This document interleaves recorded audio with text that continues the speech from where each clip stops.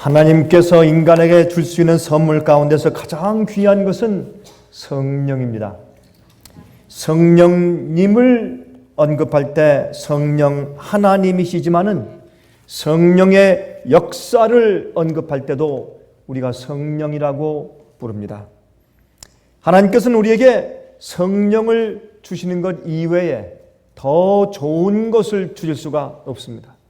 하나님께서는 우리에게 성령을 주시는 것 이외에 더 큰 것을 주실 수가 없습니다. 성령을 주시는 것에 더 이상 어떤 것을 보탤 필요가 없습니다. 왜냐하면 성령 하나님의 역사만 있으면 우리에게 모든 것이 마련되고 준비된 것이기 때문에 그렇습니다. 우리 구원에 필요한 모든 것은 성령의 감화 가운데 있습니다. 여러분, 성령의 역사가 우리 마음 가운데 있으면 우린 이 땅에서도 승리할 수 있고 영생을 우리 것으로 가질 수 있으며 또한 우리가 모든 것을 이기는 자가 될 수 있고 모든 것이 우리에게 공급될 수가 있습니다. 성령은 지혜의 근본이시요 성령은 우리에게 영생을 얻게 하시는 안위자시요 보혜사십니다. 그러므로 성령만 있으면 우리에게 전혀 부족한 것이 사실은 없다고 보아야 할 것입니다. 그래서 누가복음 11장 13절을 보면 다음과 같이 말씀되어 있습니다. 너희가 악할지라도 좋은 것을 자식에게 줄 알거든 하물며 너희 천부께서 구하는 자에게 성령을 주시지 않겠느냐 하시니라. 구하는 자에게 성령을 주시지 않겠느냐. 아버지가 어머니가 아무리 부모가 악할지라도 좋은 것을 자식에게 주려고 하지 않겠느냐. 밥을 달라고 하는데 돌을 줄 자가 있으며 생선을 달라고 하는데 뱀을 줄 자가 있겠느냐. 하물며 구하는 자에게 하늘에 계신 하나님께서 너에게 성령을 주시지 않겠느냐. 그렇게 말씀했습니다. 그러므로 이렇게 보니까 성령은 우리에게 완전히 보장되고 약속된 것이잖아요. 성령은 우리가 구하기만 하면 항상 우리에게 주시기로 약속된 은사요 선물입니다. 그리고 이 성령만 있으면 우리에게 더 이상 필요한 것이 없습니다. 성령보다 더 나은 선물이 없고 성령 이외에 더 첨가될 것이 없으며 성령보다 더 큰 것을 주실 수가 없습니다. 그러므로 여러분이 성령을 우리가 이렇게 생각할 때 정말 우리 마음 가운데 얼마나 성령의 역사를 정말 간절하게 간구해야 할지 모르겠습니다. 여러분들은 그렇게 답할 필요가 없습니다만 솔직히 여러분 성령을 위해서 하루에 몇 번 기도하십니까?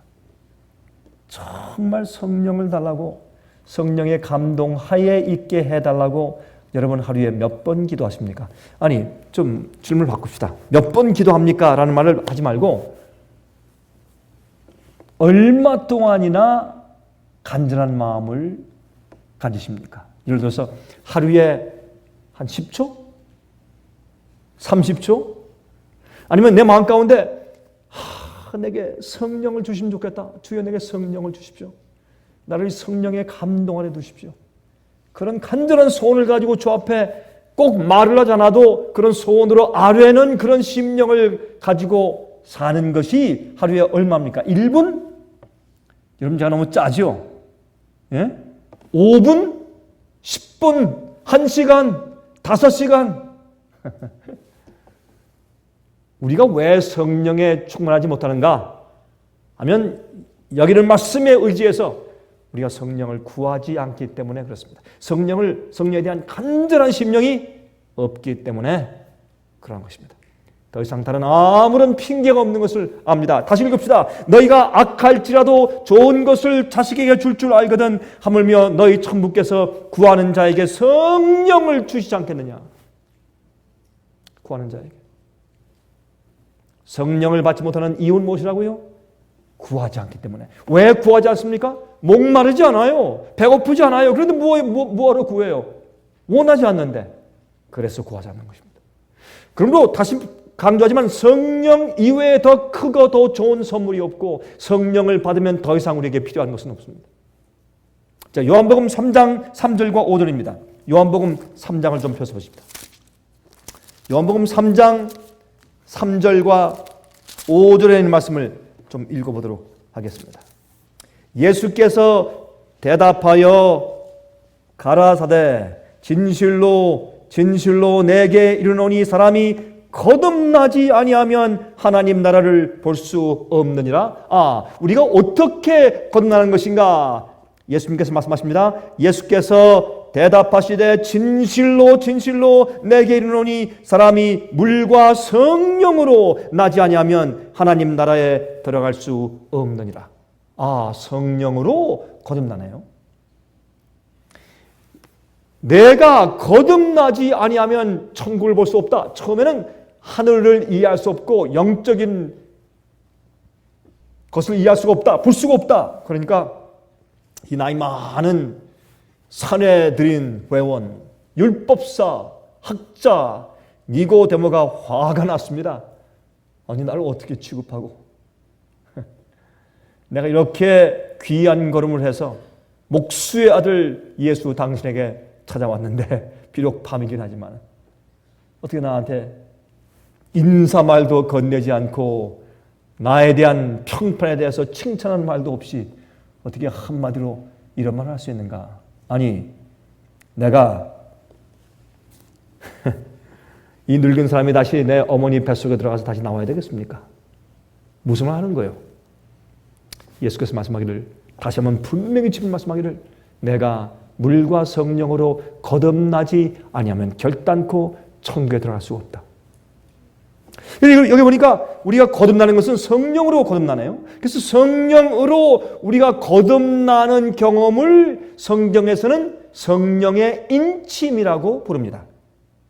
우리가 성령의 인침을 받는 것은 성령으로 우리 마음이 거듭나는 것인데 우리가 거듭날 때 우리가 삐뚤어진 코가 똑바라지고 주근깨가 없어지고 여드름이 사라지는 것이 아니지 않습니까? 뻐드럼니가 똑바로 이렇게 치료되는 것이 아니지 않습니까? 거듭나는 것은 무엇입니까? 우리 마음속에는 나의 마음이, 내 영혼이 거듭납니다. 내 생각 구조가 달라지고 내 감정이 달라지고 내 동기와 욕심과 내 추구하는 방향이 달라져요. 내 의식 구조가 달라집니다. 그렇죠? 과거에 싫어하던 것을 좋아하고 과거에 미워하던 것을 사랑하며 과거에 사랑하던 것을 미워하고 전적으로 영적인 사람으로 뒤바꿔주는 것이죠. 내 마음의 생각과 구조와 의식이 달라지는 것입니다. 거듭남입니다. 그것은 인간의 노력이 아니라 성령의 감동을 통해서 내 속에서 이루어지는 초자연적인 은혜와 기적입니다. 자, 그러할 때 우리가 성령으로 거듭난다고 말하는데 이것을 이렇게 말합니다.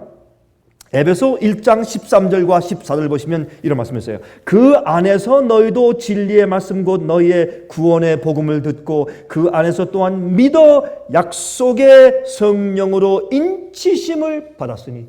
여기 보세요. 이 구원의 복음을 듣고 그 안에서 또한 믿어서 약속의 성령으로 인치심을 받았다. 우리의 거듭남의 경험을 사도 바울은 성령의 인치심을 받았다 라고 또 표현했어요. 이는 우리의 기업의 보증이 되사, 다시 말해서 성령을 받은 것이 우리가 앞으로 받을 기업, 구원, 영생, 썩지 않는 완전한 본성을 받는 것, 그렇죠? 영원한 우리의 구속의 기업, 그 기업의 무엇이라고요? 증거 보증이 되신다. 다운 페이먼트다. 다운 페이먼트. 여러분 이 얘기는 너무 많이 들어본 말씀이지만 여러분 이 우리의 이해를, 이 지식을, 진리의 지식을 실제 내 마음속으로 가져와 보자고요.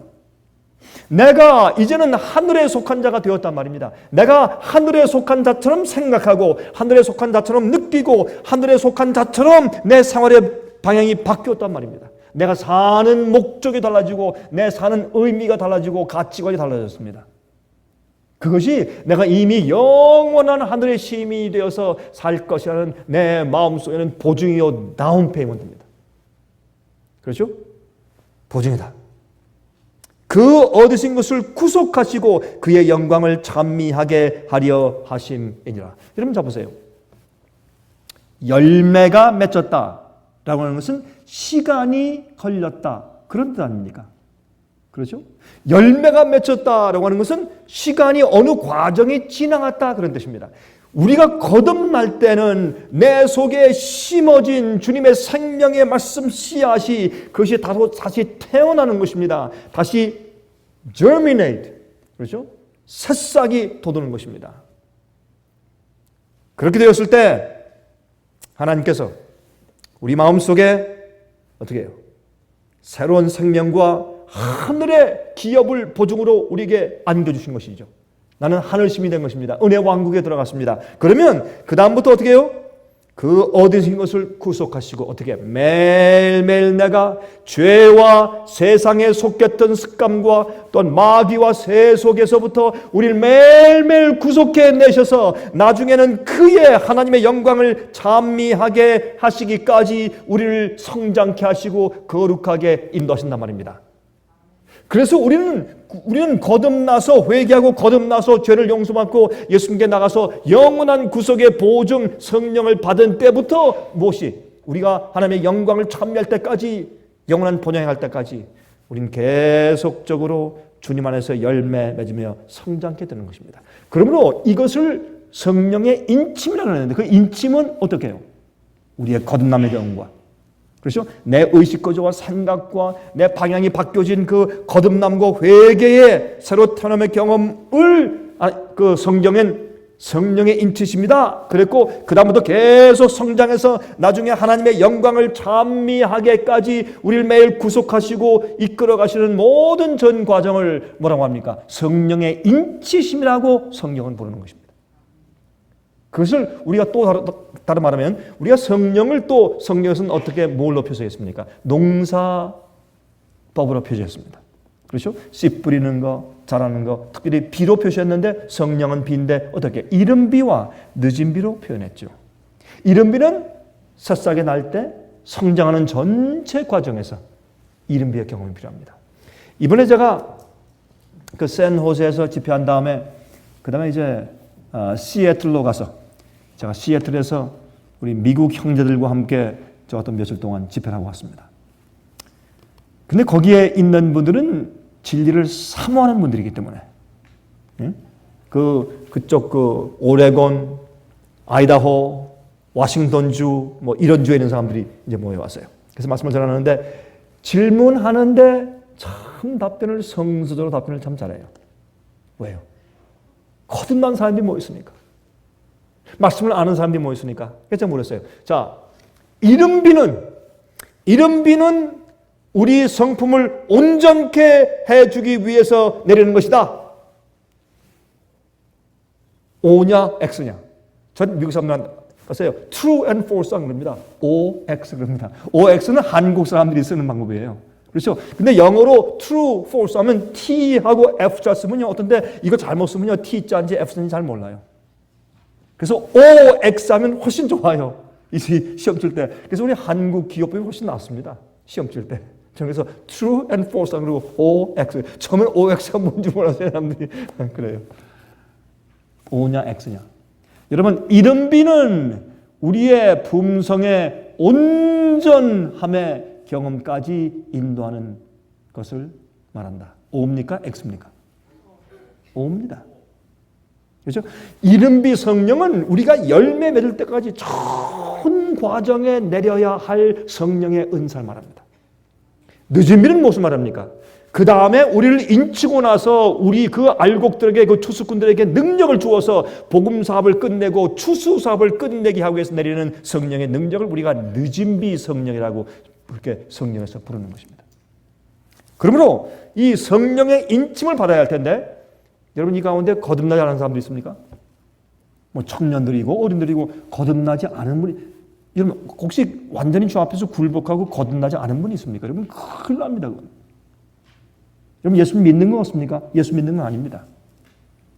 여러분 거듭나지 않은 사람은 아직까지 자기 속에 있는 자기의 죄의 본성을 컨트롤할 수 없는 사람은 문제가 있는 사람이에요. 그 사람은 내 속에 있는 죄의 본성을 어떤 땐 내가 넘어진다, 뭐 실수한다, 쓰러진다, 그럴 수 있어요.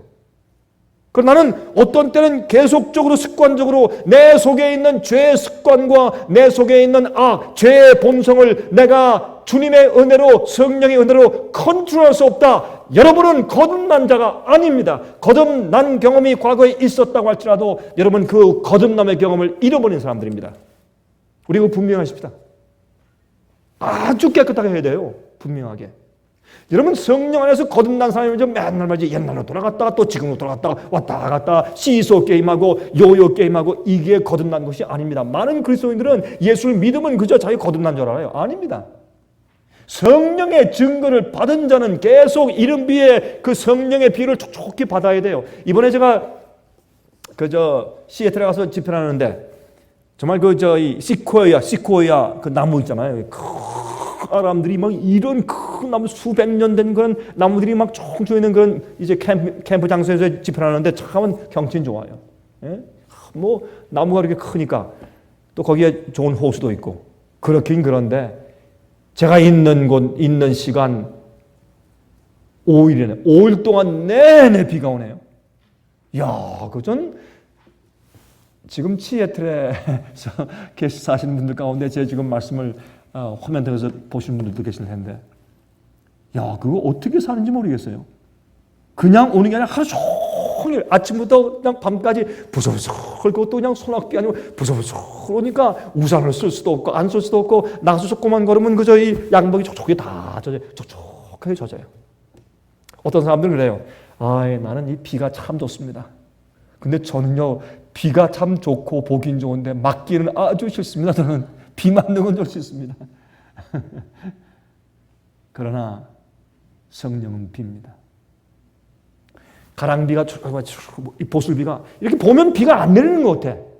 근데 밖에 나가면요 이렇게 축축히 비가 축축해서 가랑비가 싹 내리는데 이제 식당에 이제 집회하고 식당에 하는 한 얼마인가 한 7, 8분은 걸어가야 돼요. 7, 8분 걸어가 보세요. 다 젖어버려요. 그냥 촉촉히 젖어요. 예전에 그런 걸 했어요. 내가 성령을 받을 때 이렇게 받는 것이구나. 눈에 보이질 않아요. 비가 없는 것 같아. 그러나 조용히 보슬비가 내려요. 보슬비, 가랑비 그 말이 맞아요.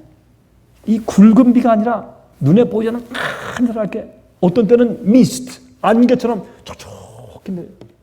그러면 그 속에 있는 한 우린 젖어요. 내가 성령의 컨트롤을 받고 사는 한 우린 성령의 은혜 가운데 젖어 있어야 돼요. 그러면서도 나는 옛날의 죄의 습관과 옛날의 죄의 본성에 아직도 난 지배를 받고 살고 있다. 그 사람은 거듭난 사람이 아닙니다. 오늘날 기독교에서 이 사실이 분명하게 정의되지 않기 때문에 많은 사람들이 거듭난 경험이 아직 없으면서 거듭났다고 착각하고 살고 있다 말입니다. 이것은 심각한 문제입니다. 그러나 성경은 우리가 어떻게 해요? 성령으로 인침을 받았다고 말을 하고 성령의 거듭남을 이야기한다고 말해요. 그것은 계속적으로 우리가 성품이 온전함에 이를 때까지 주님께서 성령으로 역사하시는 모든 전 경험을 원하는 것입니다. 여러분 앞으로 하늘에 가서 구원받는 자, 하늘의 영생을 받아 갈 자 가운데서 성령의 인침을 받지 못한 자는 한 명도 없을 것입니다. 모든 사람 성령의 인침을 받은 자만 하늘에 있을 것입니다. 그래서 우리 매일매일 성령의 은혜를 받고 성령의 인침받는 경험에 대해서 확인해야 할 것입니다. 내 마음이 지금 성령의 은혜 가운데 지금 적셔서 성령의 인침을 받고 있는 것인지 어떻게 합니까? 시험을 받을 때 합니다. 어떻게 합니까? 마음이 갑자기 우울해질 때 합니다. 어떻게 합니까? 우리가 낙심하고 절망할 때 합니다. 어떻게 합니까? 우리가 성가실 때 하고 어떻게 합니까? 죄의 큰 유혹이 있을 때 알고 어떻게 합니까? 내가 마치 쓰러질 것 같이 현기증이 생길 때 영적으로 그때 압니다. 그때 성령께서 나를 붙들고 계신지 내가 누구에 의해서 지배되고 있는지를 그때 아는 것입니다. 우리 시험당할 때 내 속에 나를 붙드시는 이가 누구신지를 우리가 그때 아는 것입니다. 어떤 어려움을 당할 때 그때 내가 내 마음 가운데서 어떤 기도가 나오냐 말이에요. 갑자기 놀래서 어쩔 줄 모르고 불안 초조하지만은 누구한테 가서 기대는 그런 신뢰가 없이 내가 어쩔 줄 몰라요. 아니면 어려움을 직면하고 어려움이 있을 때, 시련과 고통이 있을 때, 그때 나도 모르게 간절한 소원이 하늘에 올라갑니까? 그걸 보고 알아요. 누가 내 영을 지배하고 있는지를 보면서 내 생애, 내 마음의 주인이 누구인지를 우리가 안단 말입니다. 그래서 성경은 성령의 인침이라고 말하는 것입니다.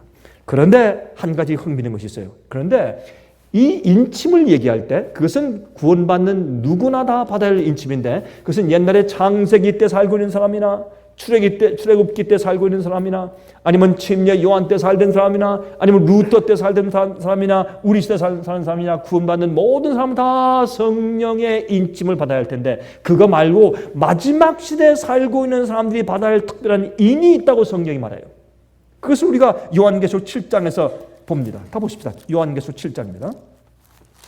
요한계시록 7장을 보시면 여기에 1절부터 3절까지 다음과 같은 말씀이 있는 것을 우리가 볼 수 있어요. 이 일 후에 내가 내 천사가 땅 내 모퉁이에 선 것을 보니 땅의 사방에 바람을 붙잡아 바람으로 하여금 땅에나 바다에나 각종 나무에 불지 못하게 하더라. 여기에 사방 바람이 불어요. 그렇죠? 근데 이 사방 바람이 불면 큰일 납니다. 온 세상이 망해요. 또 봄에 다른 천사가 살아계신 하나님의 인을 가지고 해 돋는 데로부터 올라와서 땅과 바다를 해롭게 할 권세를 얻은 내 천사를 향하여 큰 소리로 외쳐 가로되 우리가 우리 하나님의 종들의 이마에 인치기까지 땅이나 바다나 나무나 해하지 말라 하더라 그랬습니다. 이것은 이 마지막 시대에 하늘이 큰 어려움을 경험하고 땅이 어려움을 경험하고 바다가 어려움을 경험하고, 여러분 지금 우리 때 아닙니까? 그러나 이것이 전면적으로 성령이 거두어져 가실 때, 이 세상의 사방 바람이 놓여지고 마귀가 바람을 불게 해서 세상을 파괴시키려고 할 때, 여러분 예레미야에서 보면 이 사방 바람을 뭐라고 표현했습니까? 재난들, 전쟁들, 기근들, 병들, 외적이 침입해 오는 것들, 이러한 재난들을 말한다고 했습니다. 그러므로 여러분 여기에 사방 바람을 이제 놓기 전에 인침 받아야 하는 경험이 있어요. 주의 백성들이 인침을 받아야 합니다. 그렇죠? 근데 여기 재밌는 것은 말이죠. 한 다른 천사가 해 돋는 데로부터 동편으로부터 올라와서 땅과 바다를 해롭게 할 권세를 얻은 천사를 향하여 큰 소리를 외쳐 그러되 우리가 복수예요. 한 다른 천사 하나가 올라왔는데 말하기를 우리가 우리 하나님의 종들의 이마에 인치기까지 땅이나 바다나 나무나 해하지 말라 하더라. 다시 말해서 인치는 천사가 많아요. 하나가 아니에요. 그렇죠? 이 인치는 천사들이 우리가 지금은 이 시대는 마지막에 사방 바람이 놓이기 직전에, 사방 바람이 놓이면 7 재앙이 이 땅에 퍼부어질 텐데, 세상이 망하게 될 텐데, 그 기가 막힌 마지막 7 재앙, 바다가 피가 되고 짐승의 표를 받은 자들의 온몸에 종기가 생기고 물의 근원들이 피가 되고 사람들이 물을 마시지 못해서 기갈에 허덕이는 놀라운 재앙들이 생기고 태양이 뜨고 사람을 태우고 짐승의 보좌에 흑암이 생기고 엄청난 일들, 아마겟돈 전쟁이 생기고, 많은 사람들이 아마겟돈 전쟁을 자꾸 지금이라고 얘기하지만 아마겟돈 전쟁은 언제입니까? 6번째 재앙 때 있을 것을 말합니다. 그러나 지금 무엇이 있습니까? 아마겟돈 전쟁을 위해서 마귀는 자기 부하들을, 하나님께서는 당신의 백성들을 각각 모으고 있어요. 아마겟돈 전쟁으로 모아가는 일은 지금 있으나 아마겟돈 전쟁이 벌어지는 일은, 다시 말해서 마귀와 마귀에 속한 악한 자들이 주님의 참된 교회와 주 백성을 죽이려고 달려드는 마지막 전쟁을, 여호와의 큰 날의 전쟁을 아마겟돈 전쟁이라고 부르는 것입니다. 할무기또, 무기또의 산? 아니면 회중의 산? 하여튼 어떻게 해요? 하나님의 백성과 마귀의 백성과의 마지막 투쟁이죠. 선과 악의 마지막 전쟁이죠. 그 다음에 큰 지진이 있고 100근짜리 우박이 떨어지고, 그렇죠? 굉장한 일들이 있을 것입니다. 이런 사방 바람이 이제 불려지고 7 재앙이 내리기 바로 직전에 하나님께서 어떻게 해요? 붙잡아라. 왜? 내 종들의 이마에 아직 인침이 끝나지 않았다. 이런 인침이 있어요? 이 인침은 창세기 때 없는 것입니다. 이 인침은 요셉 때 없었습니다. 다니엘 때 없었습니다. 사도들 때 없었습니다. 이 인침은 여러분 종교개혁 당시 없었습니다. 이 인침은 어떻게 해요? 50년 전에도 없었습니다. 이 인침은 10년 전에도 없었습니다. 이 인침은 지금 있습니다. 지금 마지막 큰 대환란이 임하기 직전에 이 인침이 옵니다. 그래서 바로 이 사방 바람을 놓기 바로 직전에 인침이 있다고 설명을 한다 말합니다. 그래서 아까 얘기한 그 에베소 1장 13절과 14절을 보면 이렇게 되어 있어요. 그 안에서 너희도 진리의 말씀 곧 너희의 구원의 복음을 듣고 그 안에서 또한 믿어 약속의 성령으로 인치심을 받았으니 과거입니까? 현재입니까? 미래입니까? 예? 아니 여러분들은 무슨 과거죠. 받았으니. 그러므로 이 인침은 항상 있어 왔단 말이죠. 그런데 이 마지막에 있는 인침이 무엇입니까? 아직 인침이 끝나지가 않았어요. 붙잡으라, 붙잡으라. 내 종들의 이마에 인침이 아직 끝나지 않았다. 붙잡아라. 그러므로 이 인침은 무엇입니까? 미래입니다. 성령 인침과 다른 것입니다. 마지막 시대에 인침이 있어요. 오늘 제 설교 제목이 마지막 시대의 인침입니다. 그래서 우리가 거듭남을 상징하는 성령의 인침과 다른 마지막 시대에 살고 있는 마지막 시대에 살고 있는 그 세대만 그 처지는 특별한 인이 있어요.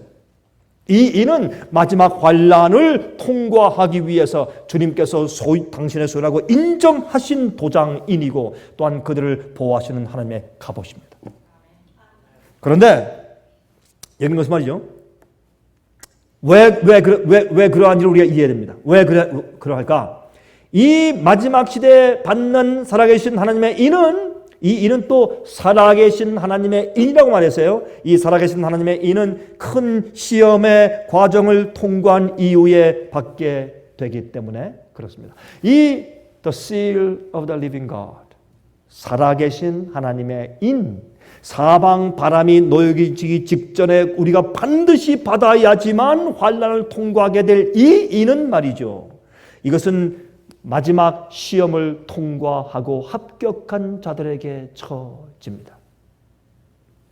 그래서 요한계시록 13장의 짐승의 표 환난에 대한 예언이 주어진 다음에 14장에 가서 보면 그들의 이마에 예수 그리스도 어린 양의 이름과 하나님 아버지의 이름이 쓴 것이 있더라 하는 14만 4천들이 어린 양과 함께 시온산에 서 있더라고 말하는 것입니다. 그러므로 이건 특별한 인이에요. 하나님의 계명과 인간의 권위가 만든 계명 두 사이에서 치루어지는 마지막 전쟁인데 진정한 믿음과 참된 성품과 그리고 참된 성령의 열매가 있는지가 확실하게 드러나도록 마지막 핍박이 옵니다. 핍박은 왜 주님께서 허용하십니까? 가라지를 솎아냅니다. 거짓된 형제를 솎아내버립니다. 알곡과 가라지를 분리시킵니다. 의인과 악인을 분리시키고 진정한 믿음 있는 백성과 믿음이 없는 백성과 갈라지는 것입니다. 핍박은 어렵습니다. 힘듭니다. 고통스럽습니다. 그러나 하나님께서 자주 핍박을 교회에 허용하셨던 가장 큰 이유는 교회를 정결케 하고 진짜로 믿는 자와 잘못 믿는 자들을 분리시켜서 교회에 힘을 주시기 위한 것이었습니다. 마지막 시대 말이죠. 온 세계적으로 핍박이 옵니다. 그런데 이 핍박은 말이죠. 하나님의 계명과 인간이 만든 계명 사이의 전쟁이 이루어지는 것입니다. 그래서 우리 속에 있는 것들이 폭로돼요. 내가 성령에 의해서 지배받고 있는 사람인지 성령의 인침을 받아서 영원한 기업을 받기 위한 보증을 가지고 있는 자들인지 아닌지 우리 속에 있는 것들을 주님께서 폭로하실 것입니다. 드러내실 것입니다. 이 그 시련을 통과한 후에 받게 되는 인침입니다. 이 마지막 인침이 특별한 이유는 이러한 시험이 과거에 있은 적이 없기 때문에 그렇습니다. 여러분과 제가 어느 누구보다도 특별하고 믿음이 좋아서가 아니라 우리가 앞으로 견뎌야 할 그 시련과 그 시험은 과거 어느 시대에도 과거에 있은 적이 없습니다. 특별한 시련과 테스트이기 때문에 그래서 앞으로 우리가 받는 인침은 특별한 인침이 될 것입니다. 에녹 같은 자들이 생깁니다. 또한 죽음을 맛보지 않고 살아서 승천하는 사람들이 생깁니다. 얼마나 기가 막힙니까? 언젠가 주님께서 어떤 시대에서 끝내셔야 합니다. 언젠가는 그 시대에서 주님께서 이젠 끝났다. That's it. 하고 손을 드셔야 합니다. 그 시대가 바로 여러분과 제가 사는 이 시대입니다. 여러분 얼마나 감격하십니까? 그저 솔직히 마음까지 맹맹하시죠? 별 느낌도 없고 하도 많이 들어왔으니까. 이건 얼마나 감격스러운 얘기인지 몰라요. 사도 바울도 다니엘도 사도 요한도 이 시대에 한번 살아보고 싶어서 그렇게 애썼을 거예요. 사도 바울은 자기가 마지막 세대인 줄 알았어요. 살아있는 우리도 살아있는 우리도 그랬어요. 자기는. 그런데요, 이렇게 참 이런 말씀드려서 죄송합니다. 이렇게 머저리처럼 못난 우리가 사는 이 시대가 마지막 세대예요. 야, 참 이걸 우리가 어떻게 받아들여야 될지 모르겠어요. 그래서 죽음 맛보지 않고 성전할 자들이 생기는 시대이기 때문에 마지막 시대에 받는 인침은 특별한 것입니다. 특별한 것입니다. 여러분, 열매는 성장의 경험이 있어야 합니다. 그렇죠? 열매는 태어난 아기가 어른이 되었다 그 말이죠. 아기가 태어나서 자라지 않는다? 이건 문제입니다. 여러분 아십니까? 우리 인간이 태어나서요, 첫 한 해, 첫 번째 1년 동안에 제일 많이 큰대요. 요만한 아기가 1년 되면 이만큼 크잖아요. 제 손자 보니까 태어날 때 처음에 안아보니까 요만한 애가 지금 1살 조금 지나니까 지금 이만해요. 이젠 제가 힘이 애가 써가지고 내가 어떤 데 오래 감당을 못하겠어. 안고 있습니다. 어떤 때는 막 어디 간다고 막 기어가면 제가 못 붙잡아요.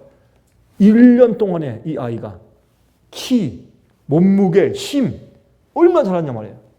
그 우리가 성장할 때 1년 첫 해 동안에 제일 많이 자란대요. 여러분 우리도 영적으로 그래요. 처음에 진리를 발견하고 거듭나고 첫 해 어때요 여러분? 첫 때 여러분 그 첫사랑 그때 우리 열정을 여러분 기억하십니까? 그 기억이 없는 분들은 그 뭐라고 할까? 예? 저는 그 첫 해예요. 제가 1년에 27권의 책을 읽었어요. 그 첫 해 27권. 얼마나 영적으로 그거 굶주렸는지. 27권 읽었어요. 제가. 한 해. 여러분이시여, 열매는 성장해야 돼요. 그리고 예수님과 동행하는 경험에서 주님의 성품이 새겨지는 경험입니다. 여러분, 이 성품의 개발은 성품을 이렇게 깎아서 새기는 것입니다. 무늬를 이렇게 새기는 거예요. 도장을 팔 때 무늬를 새기죠. 그렇죠? 그런데 여러분 이 홍만호 아니면 호만호라고 부르는 보석이 있어요. 성경에 기록되어 있습니다. 그게 뭡니까? 이 대제사장의 그 에봇이죠. 에봇. 대제사장만 입는 이 제사장이 입는 옷 위에다가 파란 앞치마 같은 데다가 그렇죠? 금줄로 이렇게 달고 그다음에 여기에 무엇이 있습니까? 우림 둠미이고 가운데 판결 흉패가 있고 그다음에 또 무엇이 있습니까? 양쪽 견대 여기 어깨에 두 보석이 있는데 그 보석에 한쪽에는 6지파 이름 또 다른 쪽에 6지파 이러면서 12지파 이름이 기록되어 있어요. 이것을 그 호마노 보석 두 개라고 부르죠. 어깨. 그래서 하나님께서 당신의 백성들을 당신의 어깨에 쥐고 계시고 12보석 판결 흉패는 각 보석 12개에 하나하나 루벤, 레위, 유다 하나 그 지파 이름을 기록해서 우리를 당신의 가슴에 품고 계시는 것을 상징했어요. 여러분 믿으십니까? 하나님께서 여러분과 저를 각 개인을 당신의 품에 품고 계세요. 당신의 백성 되었기 때문에. 근데 여기에서 그 보석에요. 이름을 기록하세요. 그 기록하는 것을 인친다고 보아야 하는 것입니다. 여러분 이 호마노 보석은요. 이 보석인데 약간 불구스름한 그런 색깔이 들어있는 보석이에요. 근데 그 보석에는 이렇게 뭐 글씨나 아니면 모양을 이렇게 새기고 이렇게 파기에 제일 쉬운 보석이랍니다. 그래서 애굽 왕조에서 이 보석을 많이 썼어요. 여러분 우리 캐릭터를 할 때 캐릭터가 뭐냐? 캐릭터는 뭐냐면 원래의 헬라에서 카락테르라고 하는 그런 단어에서 나온 것인데, 카락테르라는 것은 원래는 어떤 모양을 나무나 돌에 사귀는 어떤 이렇게 칼 같은 것을 카락테르라고 불렀다가 나중에는 칼로 새긴 모양 자체를 카락테르라고 불렀습니다. 그럼 캐릭터는 무엇입니까? 성령에 의해서 우리 마음 가운데 새겨진 하나님의 형상이 품성입니다. 그게 캐릭터입니다. 자, 이제 좀 성경을 읽겠습니다. 대제사장의 에봇의 두 어깨에 호마노 보석이 있는데 출애굽기 28장 9절부터 12절입니다. 호마노 두 개를 취하여 그 위에 이스라엘 아들들의 이름을 새기되 그들의 연치대로 6 이름을 한 보석에 나머지 6 이름은 다른 보석에 보석을 새기는 자가 인의 새김같이, 이게 뭐예요?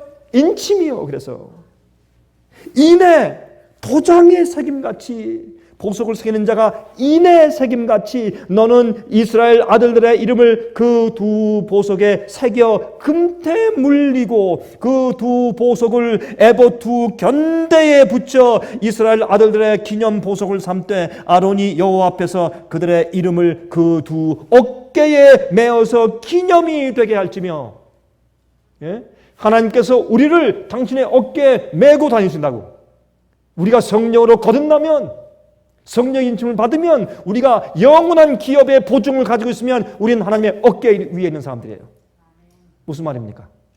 여러분, 어릴 때 말이죠, 아버지가 우리를 번쩍 들어서 우리 목마 태워주죠. 자기 어깨에 딱 태우고 딱 손을 붙잡고 가면 세상에 부러울 게 없죠.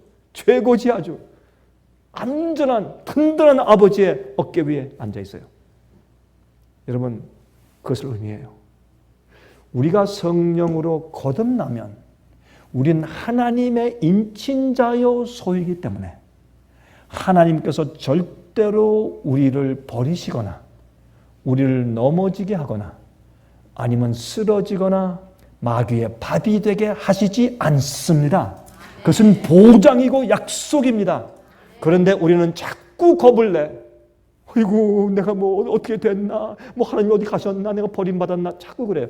여러분이시여, 여기 성경은 말하기를 이 성령의 인침을 받은 자는, 그래서 우리가 당신의 12지파 영적인 이스라엘 지파 속에 들어간 자들은 하나님의 어깨 위에 있다, 인침받아서 그렇게 설명했어요. 또 읽겠습니다. 출애굽기 28장 17절부터 21절 판결 흉표입니다. 그것에 네 줄로 보석을 물리되 첫 줄은 홍보석 황옥 녹주옥이요, 둘째 줄은 석류석 남보석 홍만호요, 셋째 줄은 호박 백만호 자수족이요, 넷째 줄은 녹보석 호만호 벽옥으로 다 금태에 물릴지니 이 보석들은 이스라엘 아들들의 이름대로 12이라 매 보석에 12지파의 한 이름씩 인을 새기는 법으로 새기고, 예? 컬브하는 거예요. 이름을 어떤 방식으로? 인을 새기는 방식으로. 우리는요, 하나님의 자녀들인데 하나님께서 일으키시고 준비시키는 영적인 12지파의 성품 속에 들어가야 합니다. 그 이름이 기록되는 것이에요. 그래서 여러분, 우리가 다 그 타고난 성격이 있죠. 그것을 영어로 temperament, 그냥 personality가 아니라 temperament. 우리가 아예 타고난 성질머리들, 우리 타고난 성질들, 성격보다 성질들, 그 성질들 안에서 하나님께서 하나님의 백성으로 영원히 살 수 있는 자로 주님께서 꼴 지으시고 당신의 형상을 거기서 새기세요. 우리의 보석이 다 달라요. 그래서 새 예루살렘에 12대문과 12기초석이 있고, 또 여러분 보시면 새 예루살렘을 만드는 모든 기초 그 돌들이 전부 보석들 아니에요. 그렇죠? 우리는 그 교회로 쌓여서 거기에 들어가서 쌓여서 교회로 지어져 가는 것이에요. 그러면 우리가 타고난 그 성미 속에서 하나님의 형상, 예? 하나님의 그 형상으로 내 속에 새겨지는 경험을 하는 것이요. 여러분 가운데 어떤 사람은 루벤 집하고, 어떤 사람은 요셉 집하고, 어떤 사람은 므낫세 집하고, 어떤 사람은 유다 집하예요. 우리가 타고난 성경을 우리가 하늘에 가서 보자고. 그러면 하나님께서 너는 저 문으로 들어간다. 너희들은 저 지파에 속한다. 그렇죠? 12대문에 12지파 이름이 기록되어 있으니까. 그때는 우리가 나중에 알게 될 것이지만 우리가 그렇게 계속 인을 만드는 것처럼 도장 만드는 것처럼 새기는 경험을 하는 것을 우리가 인치는 경험이라고 말한다 그 말이에요. 성경은. 그래서 14만 4천은 영적인 12지파입니다. 하나님의 인이 아로 새겨진 사람들이에요. 하나님께서 어떻게 해요? 도장은 무엇입니까? 도장은 나란 뜻이에요. 나. 예? 어떤 문서에 내가 사인하듯이 아니면 도장을 딱 쳐버리면 그건 어떻게 해요? 내가 보증하는 것이에요. 여러분과 제가 생각하고 사는 목적과 내 모든 인생의 소원과 방향이 하나님을 상징해야 돼. 하나님을. 아닙니까? 주님께서 우리를 딱 내보내시면 내가 도장이에요. 도장. 내가 하나님의 도장이에요. 그게 인이에요. 쉽게 얘기하면. 내 삶 자체가 하나님의 도장이에요. 하나님을 대표해. 우리를 보면 저 사람 믿는 하나님이 저런 분이구나. 그렇게 돼야 돼요. 그게 인이요. 이 사람은 나를 대표하고 내 형상을 대표하기에 안전하다. 내 소유다. 도장을. 그래서 도장을 찍는 것은 한 번 찍는 것이 아니라 어떻게 열매를 맺는 것은 시간이 걸리지 않습니까? 그러면 어떻게 해요? 우리에게 새기신단 말이에요. 아프죠? 파내니까. 제가 늘 하는 얘기가 있지 않습니까? 미켈란젤로가 모세상을 만들 때 큰 돌을 큰 바위를 산에서 꺼내다가 와가지고 작업실에 놓고 한 3개월 동안 다 문을 닫고서 작업을 하는데 3개월이 끝난 다음에 종들이 들어와서 보고서 깜짝 놀랬죠. 주인이시여, 어떻게 저 돌 속에 있는 모세를 알아냈습니까? 돌을 갖다 놨는데 3개월 후에 가니까 기가 막힌 모세가 나와 있어요. 그때 이 미켈란젤로가 한 유명한 얘기가 있죠. 무엇입니까? 내가 한 것은 하나뿐인데 모세에게 속하지 않은 것들을 다 잘라내었을 뿐이라. 참 기가 막힌 명언이죠. 우리 속에 하나님께 속하지 아니하고 주님을 닮지 않은 모든 것을 다 쪼아내버리는 인치는 경험. 그래서 그것은 과정과 경험이죠. 시간이 걸리는 것들이죠. 그렇죠? 그런데 자 이제 보세요. 그래서 여기에 계시록 14장 1절에 또 내가 보니 보라 어린 양이 시온산에 섰고 그와 함께 14만 4천이 섰는데 그 이마에 어린 양과 이름과 어린 양의 이름과 그 아버지의 이름을 쓴 것이 있도다. 예수님의 이름이 기록되어 있어요. 여러분 화면을 통해서 이 말씀을 듣는 분들은 제가 지금 이 마지막 시대에 있는 살아계신 하나님의 인에 대한 그 구체적인 설명을 하지 않지만은 그러나 여러분들 저희 웹사이트에 들어와서 sostv.net이나 아니면 우리 주제별 성경 연구 웹사이트나 아니면 월간지에 들어와서 여러분들이 연구하시면 참 좋겠습니다. 그러나 여러분 여기 보시면 그들이 분명히 예수님과 아버지의 이름이 기록되어 있으니까 어디에? 이마에 그들의 성품 속에 하나님의 형상이 회복된 자들 말하는 것이에요. 다시 말해서 카딩에 잘라내는 경험을 했어요. 마지막 인침의 경험을 한 자들이에요. 이런 경험이 있는 자라야 마지막 환난에 통과합니다. 조건입니다. 이게 안 되면 안 됩니다. 이게 없으면 마지막 환난 통과할 수 없습니다. 이것은 마지막 내 바람이 놓여지기 직전에 사는 이 시대 사람들은 반드시 이 마지막 시대의 인침의 경험을 해야 합니다. 이것 없이 설 수 없습니다. 자 보십시오. 이게 무엇인가 잘 보세요. 교리적으로 제가 다 설명을 안 해도 이 에센스를 좀 말씀드린다. 에센스가 뭔가 이게 무슨 경험을 말하는 것이냐. 한마디로 딱 잘라서 말하면 무슨 경험이냐. 잘 들어보세요. 아가서 8장 6절 7절. 아가서 8장 6절 7절입니다. 들어보세요. 너는 나를 인같이 마음에 품고 도장같이 팔에 두라. 이상한 얘기가 있네요. 인침을 얘기하면서 아가서는 무슨 얘기를 합니까? 여러분, 아가서는 무슨 책입니까? 아가서는 술람미 여자, 거무틱틱하고 못생긴 목동 여인 술람미 여자를 솔로몬 왕이 너무 사랑해서 그를 데려다가 자기 침실로 들이고 아내를 삼은 얘기예요. 사랑의 얘기예요. 이것은 못생기고 죄로 얼룩진 기가 막히게 못생긴 우리 죄인들을 불쌍히 여기시고 왜 사랑하시는지 몰라요. 술람미 여인의 가치는 왕이 날 사랑한다는 것 때문에 갑자기 목동 여인, 자기의 오빠들도 버렸어요. 그를. 아유, 너는 이 탐보이야. 탐보이지. 그 탐보이라 그러죠. 남자같이 구는 여자들. 너는 가서 염소나 쳐라. 그래서 여기 목장으로 보냈어요. 맨날 태양빛을 받고 얼굴 검게 깨진 정말 그런 여인인데 왜 왕이 그를 사랑하는지 몰라요. 그 이유를. 여러분은 하나님이 우리를 왜 사랑하신지 아십니까?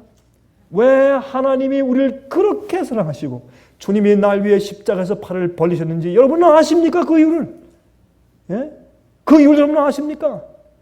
우리가 하나님 앞에 가서 주님을 알고 오랫동안 주님과 사귈 때까지 그 이유를 우리가 다 알 수가 없습니다. 우린 조금 아는 것입니다.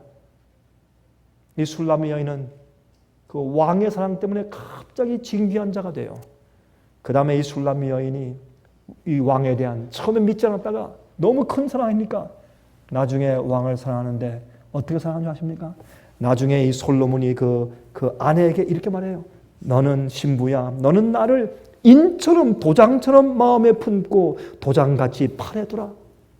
여러분, 하나님의 인을 받은 자는 마지막 시대에 참 어려운 시련과 핍박이 올 때 하나님의 인침을 받은 자는 어떤 핍박과 죽음과 고난과 핍박이 올지라도 절대로 하나님께 대한 신실함과 충성심과 사랑을 변하지 않는 것입니다.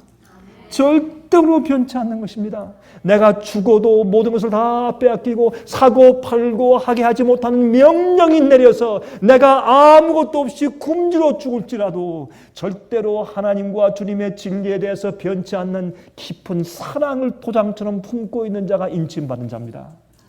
그렇게 여기 설명하고 있어요. 예? 마음에 품고 도장같이 팔에 두라. 사랑은 죽음같이 강하고 투기는 엄부같이 잔혹하며 불같이 일어나니 그 기사가 여호와의 불과 같으니라. 그 다음에 이 인침의 경험을 이렇게 표현했어요. 이 솔로몬은 아가서에 그 기사가 여호와의 불과 같으니라. 이 사랑은 그랬어요. 인침은 하나님께 빠진 내 사랑의 경험을 말하는 것이에요. 그래서 진리를 절대로 배반하지 않아요.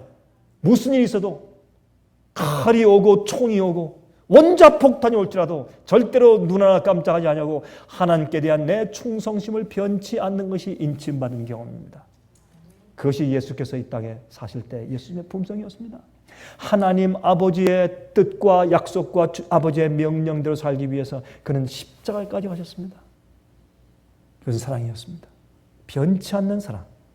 그래서 성경은 말하기를 예수님은 하나님 아버지의 인치신 자라 그렇게 말했어요. 성경은 하나님 아버지의 인치신 자, 예수님을 인치신 자라고 설명했어요. 그것은 아버지와 자기의 사랑의 깊은 떼어놓을래야 떼어놓을 수 없는 아무것도 떼어놓을 수 없는 그런 놀라운 사랑의 관계를 말하는 것입니다. 여러분, 그러므로 우리가 예수님과의 많은 추억을 만들어야 합니다. 많은 추억을 만들어야 합니다. 자, 이 사랑은 많은 물이 꺾이지 못하겠고 홍수라도 엄몰하지 못할 것이니 사람이 그 온 가산을 다 주고 사랑과 바꾸려 할지라도 오히려 멸시를 받을 것이라. 뭐래요? 아이, 그러지 마라. 내가 은금을 잔뜩 줄 테니까 나를 사랑해라. 어림도 없죠. 온 가산을 다 주고 사랑과 바꾸려 할지라도 오히려 멸시를 받을 것이라. 어림도 없죠. 절대로 이 세상에 어떤 일이 있을지라도 앞으로요, 짐승의 표의 환란이 있을 때, 예? 그때 어떤 일이 있습니까? 핍박으로 사람들을 억압하고 옥에 가두고 죽이려는 그런 무서움을 가해서 그 사람 마음을 편안할 것이고, 또 어떻게 해요? 예? 외롭게 해서 사고 팔고 하는 그런 경제력을 없애서 굶어 죽게 만들므로, 또 어떻게 해요? 높은 지위와 많은 재물 주면서 그에게 어떻게 해요? 계속 꼬여내므로 그 사람 마음을 변하게 할 때, 그러나 절대로 그 사랑을 변치 아니하고 오히려 그렇게 하는 사람들을 멸시할 것이라. 이것이 무엇이라? 인침의 경험이다. 그렇게 말했단 말이에요. 아가서에서. 여러분과 제가 이런 경험이 없을 때, 여러분이 유혹과 시험이 올 때, 어려움이 올 때, 여러분 주님에 대한 사랑과 진리에 대한 사랑의 정도가 어떠하냐에 따라서 여러분 포기하고 넘어지느냐 아니면 서고 승리하느냐에 달려가 있어요. 여러분이 얼마나 주님을 사랑하고 진리에 대해서 얼마나 내가 헌신적인지에 따라서 여러분이 그저 쉽게 넘어지느냐 아니면 끝까지 죽어도 내가 견디고 승리하느냐가 바로 거기에 달려있는 것이에요. 인침은 하나님과의 사랑입니다. 그렇게 성경이 말해요. 보세요. 로마서 28장부터 39절까지 제가 읽습니다. 한번 보세요. 우리가 알거니와 하나님을 사랑하는 자 곧 그 뜻대로 부르심을 입은 자들에게는 모든 것이 합력하여 선을 이루느니라. 하나님이 미리 아신 자들로 또한 그 아들의 형상을 본받게 하기 위하여 미리 정하셨으니 이는 그로 많은 형제 중에서 맏아들이 되게 하려 하심이니라. 여기 보세요. 다 하나님을 사랑하는 자는 다 뜻대로 모든 것이 합력해서 선을 이루어요. 주님을 사랑하는 자들에게 시련을 통해서 사랑이 더 굳어져요. 또 미리 정하신 그들을 또한 부르시고 부르신 그들을 또한 의롭다 하시고 의롭다 하신 그들을 또한 영원롭게 하셨느니라. 그런즉 이 일에 대하여 우리가 무슨 말하리요? 만일 하나님이 우리를 위하시면 누가 우리를 대적하리요? 자기 아들을 아끼지 아니하시고 우리 모든 사람을 위하여 내어 주시니가 어찌 그 아들과 함께 모든 것을 우리에게 은사로 주지 아니하시겠느냐? 성령을 주시지 않겠냐 그 말이죠. 누가 능히 하나님의 택하신 자들을 송사하리요? 의롭다 하신 이는 하나님이시니 누가 정죄하리요? 죽으실 뿐 아니라 다시 살아나신 이는 그리스도 예수시니 그는 하나님 우편에 계신 자요 우리를 위하여 간구하시는 자신이라. 누가 우리를 그리스도의 사랑에서 끊으리요? 누가 우리를 그리스도의 사랑에서 끊으리요? 환난이나 곤고나 핍박이나 기근이나 적신이나 위험이나 칼이냐? 응? 기록된 바 우리가 종일 주를 위하여 죽임을 당게 되며 도살할 양같이 여김을 받았나이다 함과 같으니라. 그러나 이 모든 일에 우리를 사랑하시는 이로 말미암아 우리가 넉넉히 이기느니라. 왜요? 주님의 사랑 때문에. 당장 죽으면 죽었지 난 주님의 사랑을 배반할 수 없어요. 그 사랑이 너무 깊기 때문에. 이것이 인침의 경험이에요. 사랑의 은혜로 우리에게 새기시는 것이에요. 그렇죠? 여기 보세요. 내가 확신하노니 사망이나 생명이나 천사들이나 권세자들이나 현재일이나 장래일이나 능력이나 높음이나 깊음이나 다른 아무 피조물이라도 지금까지 여기 언급한 가운데 우주에 없는 것이 없어요. 보세요. 이게 사망이나 생명이나 천사들이나 권세자들이나 현재일이나 장래일이나 능력이나 높음이나 깊음이나 다른 아무 피조물이라도. 자, 이 안에 안 들은 게 있어요? 이 우주에는 모든 것이 다 들어있어요. 여기 보니까. 이런 것이라도 우리 주 그리스도 예수 안에 있는 하나님의 사랑에서 끊을 수 없으리라. 끊을 수 없으리라. 이게 뭐예요? 인침이에요. 이런 자들이 마지막 환난을 통과해요. 이것이 살아계신 하나님의 인을 받는 자들의 경험이에요. 그래서요, 하나님의 계명과 인간이 만든 계명, 인간의 조직과 하나님의 조직이 전쟁할 때, 그때 하나님의 계명을 지키는 자를 죽이려 할 때, 하나님께 대한 사랑 때문에 그들은 절대로 움직이지 않는데 누가 나를 그리스도의 사랑에서 끊으리요? 그게 마지막 시대에 우리가 받아야 할 인침입니다. 왜 특별한가? 마지막에 우리가 당할 시련과 시험은, 핍박은 그런 것들이 과거에 있은 적이 없기 때문에 우리의 경험은 특별할 것이라 그 말입니다. 자, 여러 가지 시련들과 경험들을 통과한 후에 떨어질래야 떨어질 수 없는 사랑의 관계가 확립된 상태. 이 세상에서 가장 뗄 수 없이 정말 붙들어 매는 글루, 예? 그런 그 뭐라 그래요? 한국말로. 풀. 떼어내려고 해야 뗄래야 뗄 수 없는 그런 풀. 슈퍼글루, 접착제. 그거는 남녀관계예요. 해보세요. 나중에 이 청년들이 그런다면 나중에 헤어질지 몰라도 처음엔 그거 말릴 수가 없어요. 그렇죠. 이게 무엇을 상징했어요? 예수님과 우리 사이를 상징했어요. 누가 나를 그리스도의 사랑에서 나를 끊을 수 있겠느냐? 없다. 제가요 이번 주에 제가 이걸 느끼는 정말 다시 한번 느낄 수 있는 그런 그 경험을 했는데, 여러분 누가복음 보면 예수께서 말씀하셨죠. 내가 이 세상에 화평을 주려고 온 줄 아느냐? 내가 불을 던지러 왔다. 내가 칼을 주러 왔다. 내 복음을 받을 때는 그 가정에 식구들이 원수가 될 것이다. 부모와 자식 사이에 원수가 되고, 형제 자매가 원수가 되고, 시어머니와 며느리가 원수가 되고 원수가 될 것이다. 그렇게 말씀했어요. 복음은, 진리는 가족이라도 원수가 되게 하죠. 지금 중국에 몇 청년들이 있어요. 가끔 저에게 이메일을 해요. 제가 답변을 해요. 그런데 가슴 아픈 것은 이것이에요. 목사님, 우리 부모님이 저를 죽이려고 합니다.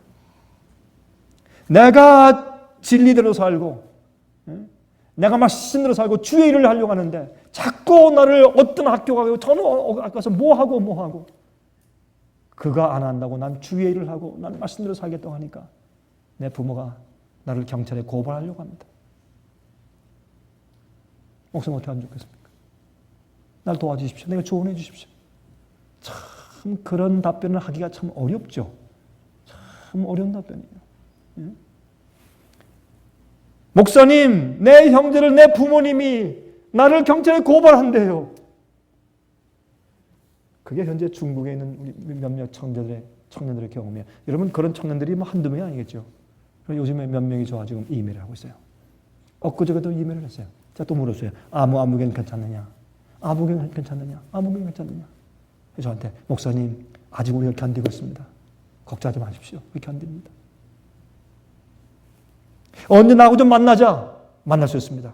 그 며칠 동안에 어떻게 부모가 모르게 어떻게 나하고 만날 수 있느냐? 그랬더니 목사님 걱정하지 마십시오. 우리 부모 절대 모릅니다. 어떤 데는 자기들끼리, 어떤 데는 좀 비밀스러운 장소 가서 몰래 자기들끼리 기도하고 집회하고, 어떤 우리 직원들이 하는 집회 거기 참석하고, 바이블 스터디 참석하고, 몰래 어디 왔다 갔다 하면서 부모한테 알지도 않아. 제가 생각할 때는 있어요. 읽으면서 야, 이게 무슨 부모야 이게 세상에. 이게 무슨 놈의 부모야 이게. 남보다 못한 거지. 오죽하면 말이죠. 말씀대로 살고 주님 사랑한다고 하는데 부모의 눈치를 보면서 속여가면서 어딜 다녀야 돼. 이게 무슨 부모요. 예? 정말 진정한 사랑을 가진 부모 같으면 자기가 이해하지 못하는 그런 신앙을 가지고 있더라도 가만히 들어본 다음에 자식이 정말 진지하고 정말 마음이 간절하다고 하면, 그러면 그건 나 같으면 허용해줄 거예요. 내가 모르는 것이라도. 예? 근데 도대체 어떻게 되는 부모이길래 경찰에 신고하겠대? 그래서 부모를 피해서 말씀을 너무 갈급해서 다니는 청년들. 여러분이시여, 사랑은 그러한 것입니다. 우리를 만드신 창조주 하나님 이외에 우리가 더 사랑할 자가 이 우주에 어디 있겠습니까? 그래서 성경은 말하기를 높음이나 깊음이나 주권자나 천사나 누구나 어떤 것이나 어떤 피조물도 우리를 그리스도의 사랑해서 끊을 자가 없다. 이 경험이 여러분과 제 마음 가운데 충만하시기를 간절하게 바랍니다. 하늘에 계신 우리 아버지 하나님이시여, 약속하신 성령으로 저를 인치시고 하늘 기업의 보증을 주시옵소서. 매일 그렇게 하시고 우리를 구속의 날까지 인치시고 인도하시며, 또한 주 앞에 기도하오니 예수 그리스도의 사랑이 우리 마음 가운데 성령으로 부어짐으로 우리 마음 가운데 절대로 하나님과 진리에서 그 사랑에서 우리를 끊어버릴 수 없는 지경까지 나아가게 축복하여 주시옵소서. 예수 그리스도의 거룩하신 이름만 의지하여 간절하게 기도하옵나이다. 아멘. 은혜 많이 받으셨습니까? 지금까지 들으신 이 생예빛 예배 설교는 개인의 신앙 부흥이나 소규모 그룹 예배를 위하여 DVD와 CD로 제작되어 보급되고 있습니다. 생예빛 예배 설교 DVD 및 CD를 원하시는 분들은 1-877-704-1004번으로 전화하여 주시기 바랍니다. 생애의 빛은 각종 미디어, 즉 출판물, 텔레비전, DVD, CD, 그리고 웹사이트를 통하여 복음을 전하는 미디어 선교 기관입니다. 생애의 빛에서 이루어지는 선교 사업을 크게 7가지로 나누어 소개하면 다음과 같습니다. 첫째로 생애의 빛은 가정과 건강과 참된 신앙을 소개하는 월간지 살아남는 이들을 매달 발간하고 있습니다. 가정과 건강 문제뿐만 아니라 참된 신앙과 성경에 나타나 있는 중요한 진리들에 대하여 매달 깊이 있게 다루는 성경 연구 신앙지입니다. 둘째로 생애의 빛은 미국의 주요 도시에서 텔레비전 선교 방송을 하고 있습니다. 많은 분들이 생애의 빛 선교 방송을 통하여 복음을 발견하고 새로운 생애를 살아가고 있습니다. 셋째로 생애의 빛에서는 우편 통신을 통하여 평신도들의 성경 연구를 도와드리는 성경통신학교를 운영하고 있습니다. 성경에 나타나 있는 중요한 문제들에 대하여 체계 있게 공부하기를 원하시는 분들은 성경 연구 단기 코스와 계시록을 통한 성경 교리 연구, 또한 다니엘서 예언 연구를 신청하시기 바랍니다. 교재 및 모든 비용이 무료인 생애의 빛 성경 연구 과정을 통하여 복음과 예언 문제를 가장 쉽고 체계 있게 공부하시기 바랍니다. 넷째로 생애의 빛은 예언 연구를 위하여 특별하게 제작된 DVD 시리즈를 나누어 드리고 있습니다. 성경 구약과 신약의 대표적 예언서인 다니엘서와 요한계시록을 처음부터 마지막까지 자세하게 해설해 드리는 예언 연구 DVD 시리즈를 통하여 많은 분들이 성경과 미래에 대한 새로운 시야를 가지고 살아가게 되었습니다. 마지막 시대의 복음과 비밀이 담겨져 있는 다니엘과 요한계시록 DVD 시리즈를 신청하셔서 새로운 영적 부흥을 체험하시기 바랍니다. 다섯째로 생애의 빛은 강병국 목사님의 예배 설교가 담겨져 있는 DVD와 CD를 원하는 모든 그리스도인들에게 나누어 드리고 있습니다. 매주 생애의 빛 예배 설교 DVD 및 CD를 받기 원하시는 분들은 생애의 빛으로 연락하여 신청하여 주시기 바랍니다. 여섯째로 저희 생애의 빛 선교센터에서는 성경 신구약의 모든 진리를 요약하여 주제별로 만든 성경으로 돌아가는 길잡이 소책자 시리즈와 성경 말씀에 대한 이해와 영적 분별력을 환하게 밝혀줄 빛으로 인도하는 길잡이 소책자 시리즈를 마련해 놓았습니다. 이 2가지 소책자 시리즈는 오류가 난무하는 혼돈스러운 세상에서 여러분들을 정확한 하나님의 말씀의 길로 안내해 드릴 것입니다. 이 소책자를 신청하시려면 생애의 빛 뉴욕 지부로 신청해야 하는데 뉴욕 지부의 전화번호는 1-888-881-1004번입니다. 1-888-881-1004번으로 신청해 주시기 바랍니다. 끝으로 생애의 빛 선교 사업에 대해서 좀 더 자세하게 알기 원하시는 분들은 웹사이트 www.sostv.net를 방문하시기 바랍니다. 생애의 빛 웹사이트에는 지금까지 나온 모든 월간지와 DVD, 텔레비전 방송물들을 누구나 무료로 보실 수 있도록 준비되어 있습니다. 지금까지 소개해드린 생애의 빛 선교 교재 중에서 원하시는 책자나 DVD가 있으시면 무료 전화 1-877-704-1004번 1-877-704-1004번으로 신청하여 주시기 바랍니다.